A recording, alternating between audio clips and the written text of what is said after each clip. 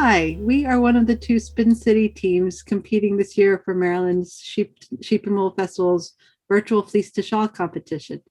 We met through a meetup group called Spin City, and our members stayed in touch and continued to meet on Zoom when the pandemic hit.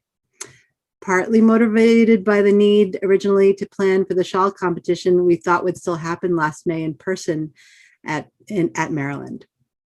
We've continued to meet, to hang out and chat. So when we were asked for our thoughts about a virtual competition this year, we talked about it together and sent in our comments. Over the years, we've all spun for Warp and participated in sheep-to-shawl and fleece-to-shawl competitions in different ways. So the question of whether we could put together a team to spin and weave a complete shawl by April 16th started with a survey of the materials we had on hand. As it turns out, since we have been spinning warp diligently, there was enough warp, we had enough weft fleece, and we had enough team members interested for 2 full teams. We looked at the natural colored hand spun wool warp we had on hand, and one team decided that a good way to commemorate the 2020-2021 pandemic year was to create a shawl that would complement Bernie's Mittens, the knitting craze that hit when Bernie Sanders was seen at the inauguration in January wearing handmade mittens in color work of browns, fawn, and white. We know many people copied or are going to copy the Bernie's Mittens pattern, so we thought a matching shawl seemed perfectly relevant to this moment.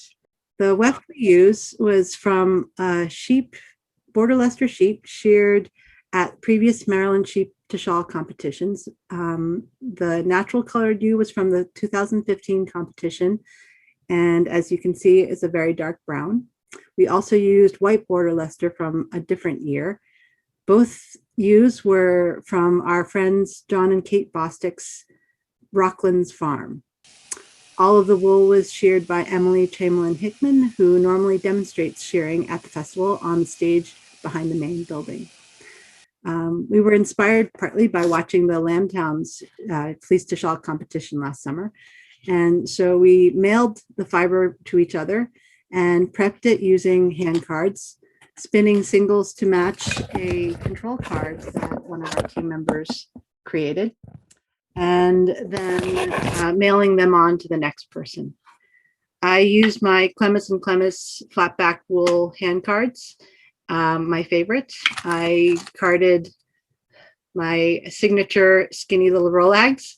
I spun singles on the Shacked Matchless, which is my favorite wheel, and mailed my singles onto Kat, who did the plying with Dawn's singles, and then drove the 2-ply to Jenny, our weaver's house. Dawn? Hi, my name is Dawn Copeland, and I'm so happy to have participated in this sheep-to-shawl this year. The pandemic really hit us hard with the cancellation of so many of our favorite festivals, but Maryland in particular was kind of devastating because for me, it's not only a wool festival and it's not only a sheep-to-shawl. It's a celebration of friendships, fiber arts. I get to see people that I don't normally see, and we get to connect over what brought us together in the first place, which is a love of creativity and expressing who we are and acceptance. This year, it was really lonely, and I was so glad to be meeting with my friends.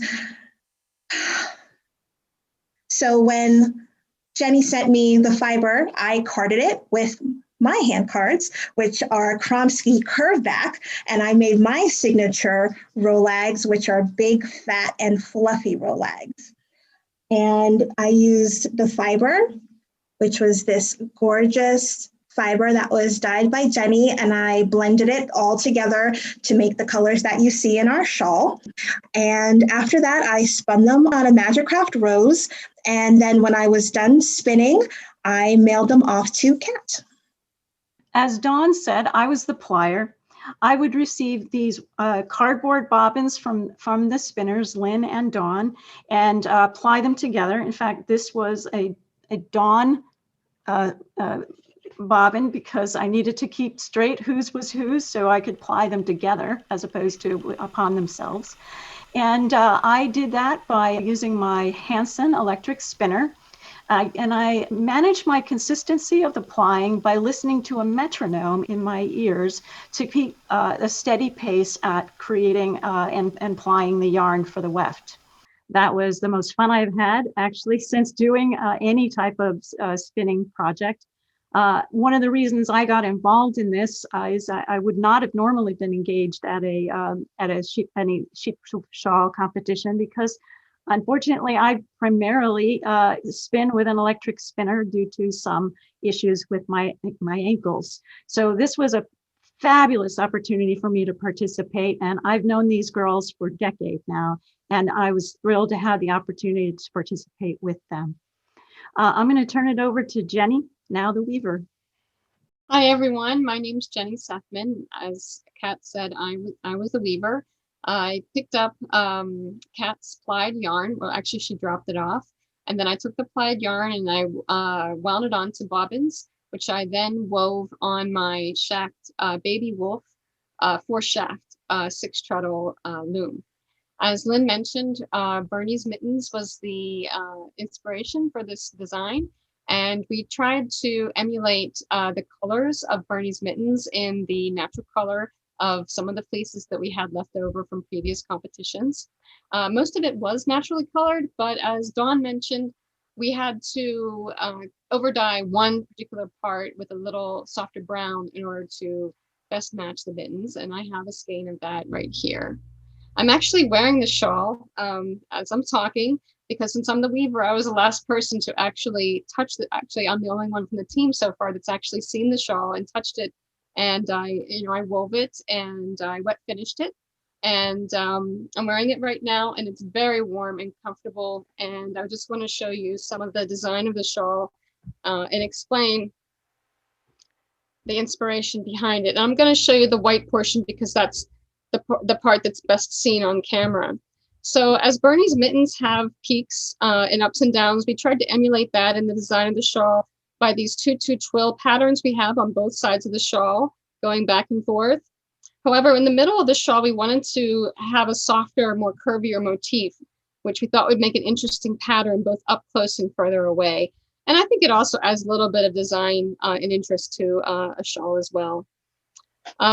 This is basically what I want to show you right now. And as Dawn mentioned, I also really look forward to Maryland Sheep and Wool Festival because it's like a mini vacation for myself, and I get to meet and be with people from various parts of the United States. And it's often the type of thing that I look at like a mini vacation. So although we weren't able to meet in person this year, I'm happy that we got to at least do this virtually. Thank you. Thank you. It was fun.